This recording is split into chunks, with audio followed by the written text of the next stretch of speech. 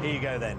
Your question: which word, usually applied to human constructions, is an alternative term for the vent of a volcano? Chimney, smokestack, or manhole? OK, I have been up a few volcanoes whilst I was travelling. I didn't really pay that much attention to the guide, sadly. So I'm going to go for the old female intuition and go with chimney. Chimney. Certainly a human construction, and it is the alternative term for the vent of a volcano. Chimney is correct. Well done. OK, Kevin, which scientist and engineer is credited with having produced the first designs for a parachute? Galileo Galilei, Leonardo da Vinci, or Benjamin Franklin? I went to an exhibition recently which had some little working models of his ideas, and it was Leonardo da Vinci. Da Vinci? Scientist and engineer. Did a bit of painting as well, I guess. It's the right answer, yes, Leonardo da Vinci, designed for a parachute. OK, over to you then, Sally, for your second question. A kittiwake is what sort of bird? A lark, an owl, or a gull? OK, I don't know is the answer. However, growing up in the southwest, we have a lot of gulls. I'm not sure I've ever heard of anyone refer to a kittiwake before. Gonna go with a lark. Because you used to get up to the sounds of them? Yes. Well, it was as you were growing up. You might have heard them. They're gulls. Kittiwakes are gulls. OK, nothing there. Let's see what Kevin does with his second question. Which bear found in Southeast Asian forests is the smallest of all bear species? The sun bear, the spectacled bear, or the sloth bear? I'm not entirely sure on this, but before the answers came up, I thought spectacled bear. So, yeah, I'm going with spectacled bear. OK. Smallest of all the bear species is the sun bear, Kevin. The sun bear. Well, what a pity you didn't get that kittiwake, Sally. You'd be now facing one question to knock him out and ruin his 100% record in science, but it stays all square, still every chance. That may well happen. Let's see if you can get this then, Sally. What is the name of the celebrated physics laboratory at Cambridge where the electron, the neutron, and the structure of DNA were all discovered? Is it Clarendon, Chadwick, or Cavendish? I'm not sure, and you know I knew the sun bear one as well. Oh, no. I honestly don't know. Cavendish is a name that rings a bell, but not... I don't know why. I'm gonna go... I think Chadwick... Clarendon, I'm gonna say. OK, Clarendon. I thought you were going to say Cavendish. You changed your mind. It's Cavendish.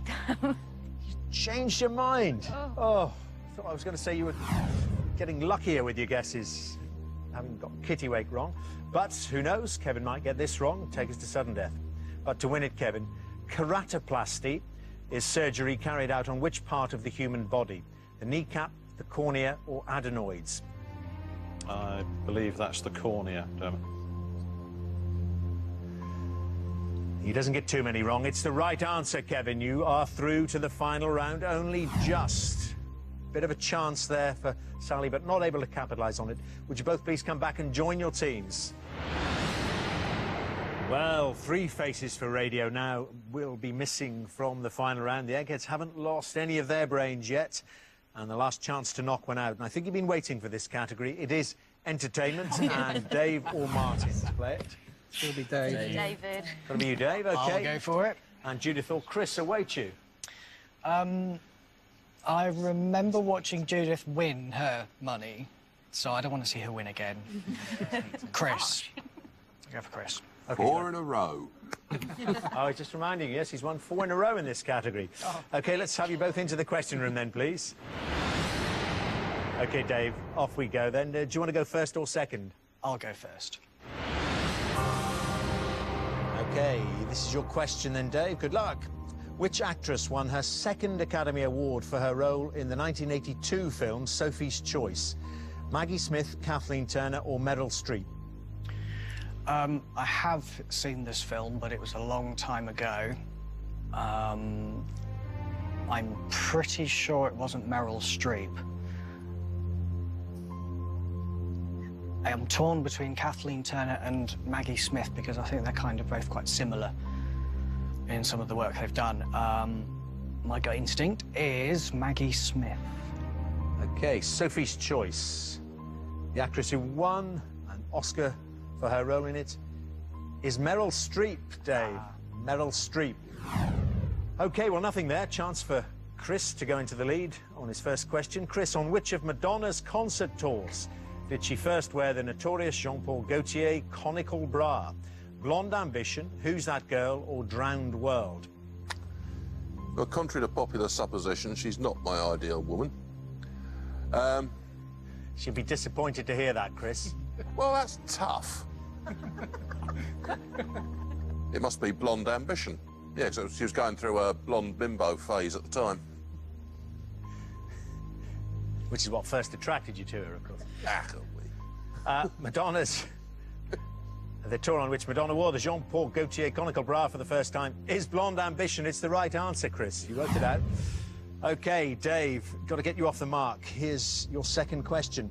What name is given to the technique of shooting a film in the morning or afternoon, but in such a way as to make it look as if it had been done after sunset? Is the technique called dark for light, day for night, or black for white? OK, I didn't do any kind of visual media stuff when I was at college, so a black for white doesn't sound right. So the other two are pretty much saying the same thing, really, aren't they? I think I'm going to go for day for night. Although I'm not entirely sure. OK. You think about it, that is the most logical one. It's the right answer, yes, day for night. Well done. OK, got to hope Chris slips up. Chris, who starred as Special Agent Dale Cooper in the 1990s US TV series Twin Peaks? John Corbett, Chris North, or Kyle MacLachlan? You're grinning. Damn fine coffee and hot. It was Kyle MacLachlan. You watched it, I take it? I sort of lost the plot about halfway through. I think everybody else did, but I did watch it quite a bit, yeah. Lost the plot, story of your life. Kyle MacLachlan is the right answer, yes. Dale Cooper in Twin Peaks. So, means, Dave, as you know, you've got to get this and also hope that Chris fails with his third question. Dave, what was the surname of the singer known as Mama Cass in the 1960s group The Mamas and the Papas? Elliot, Endel, or Eccles? Do you play any of the music in the weekends, Dave? Nice mellow music? I do, but not that sort of mellow, because otherwise everybody would fall asleep during the show, and I don't really want that. Now, I remember a Mama Cass song being used in a really, really good film called Beautiful Thing. But I don't know much about Mama Cass, unfortunately. Elliot sounds as though it doesn't sound right, because, I mean, she wasn't British, I don't think. So Elliot doesn't seem to fit right for me. I'm going to go for Eccles. OK, Eccles. Sounds a bit British as well, doesn't it, with the Eccles cakes and connotations like that? You've gone for it. It's Elliot. It is Mama Cass Elliot of the Mamas and the Papas, which means we end the head-to-head here. You've got 2 wrong. Chris has got 2 right. And what a 5-game winning streak now in entertainment, Chris. OK, let's have you both back in the studio, please. Well, this is what we've been playing towards. It's time now for the final round, which, as always, is general knowledge. But I'm afraid those of you who lost your head-to-heads won't be allowed to take part in this round. So, Sally, Dave, Tom and Nicola, all from Faces for Radio, would you leave the studio, please? So, Martin, you're playing to win Faces for Radio £1,000. Eggheads, you're playing for something which money can't buy. The Eggheads' reputation needs a bit of a buff-up. As usual, I'll ask each team 3 questions in turn. This time the questions are all general knowledge and you are allowed to confer. Martin, the question is your 1 brain better than the Eggheads' 5? And Martin, do you want to go first or second? I'll go first, please. OK, off we go then, Martin, and good luck. General knowledge, as I said, this is your question. What is the capital of Vietnam? Phnom Penh, Colombo or Hanoi? What is the capital of Vietnam? I've watched a few Vietnam movies in my time. and I don't recall hearing Colombo mentioned. Hanoi, I recall. But I think the one that seems to stick in my mind the most would be Phnom Penh. Yeah, I'll go for Phnom Penh, please. Okay, Phnom Penh is next door. Hanoi is the capital of Vietnam, which you'd heard. I think you talked yourself out of that I one, did, Martin. didn't I? You really did. Okay, well, maybe that's down to the head-to-heads, not having anyone there to confer with, anyone there to consult with. But Hanoi is the correct answer to that. So, Egghead, your question. For what does the abbreviation WC usually stand? Water cubicle, water cabinet, or water closet? For what does the abbreviation WC usually stand? We think it's water closet. It's the right answer, Egghead. Yes, WC, water closet. OK, Martin, let's get you started then. Okay. Margrave of the Marshes is the title of the posthumously published autobiography of which disc jockey? John Peel, Kenny Everett, or Alan Freeman? I should know this, shouldn't I, really? Kenny Everett I adored, and I don't recall reading an autobiography of his titled that. I think I'm going to go for John Peel. OK, Margrave of the Marshes. John Peel is correct. That's better, Martin. Well done. You did really have to get that, didn't you, given your line of business? OK, Eggheads, your second question. The line, all animals are equal, but some animals are more equal than others, was written by which author? H.G. Wells, Oscar Wilde, or George Orwell? The line, all animals are equal, but some animals are more equal than others, was written by which author? George Orwell, in Animal Farm. George Orwell in Animal Farm. It's the right answer, Eggheads, which means, Martin, got to get this to cling on. OK, here you go. Good luck. What is the horticultural name of the long-flowering daisy commonly called black-eyed Susan that has yellow petals and a chocolate-coloured centre? Is it Euphorbia, Rudbeckia, or Aquilegia? What is the horticultural name of the long-flowering daisy commonly called black-eyed Susan that has yellow petals and a chocolate-coloured centre? OK. It sounds to me as though, with it being yellow, it would stand out quite a lot. It'd be quite a bright plant. So, was it Euphorbia. Euphorbia. That sounds quite jubilant to me, and I'm going to go with that one. OK, Euphorbia, Rudbeckia, or Aquilegia. Black-eyed Susan is Rudbeckia. It's incorrect, Martin, which means, Eggheads, you've won. Well done. Bad luck, Martin. It's always going to be very difficult when the head-to-heads have gone that way, but a gallant performance in the question room from many of you there, but it wasn't to be. The Eggheads have done what comes naturally to them. They reign supreme over Quizland once again. I'm afraid you won't be going home with £1,000, which means the money rolls over to our next show. Eggheads, congratulations. Who will beat you?